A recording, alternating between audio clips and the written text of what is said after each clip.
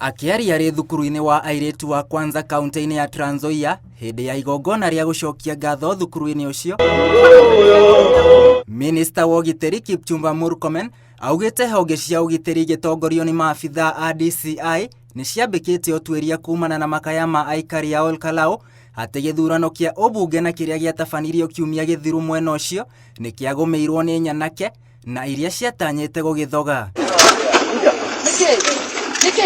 Murkomen akiuga aria mekunyitikana na mahitia ni megutacukirio makinya mahiu ma kiwatho. DCI wa taifa la Kenya, Director of Criminal Investigations, tayari amefungua faili ya uchunguzi kujua kwamba ni watu hawa ni wagani, walifanya makosa gani na waliumiza watu gani na kwa nini walikuwa pale, ili wachukuliwe hatua ya sheria. Oho Murkomen yarutire mukana atongoria a kiuteti bururi-ini ni gutuhuka miario ingigayania kana kuhurithania nduriri, akiuga o ni kuiga urumwe wa bururi hatikaine na atongoria ni marabatara kunagira kanua ithege. I want to tell politicians and political leaders, please cool down. Cool down, chill. Kenya is not going anywhere. You don't have to ban our country just to win one seat. You don't have to ban a whole community. Even if when there are problems in a society, you don't have to cause, if you have a problem you are trying to solve in your family. Hata kwa nyumba yako, kama ukipata nyumba yako iko na shida, iko na panya, utachoma nyumba yote? No.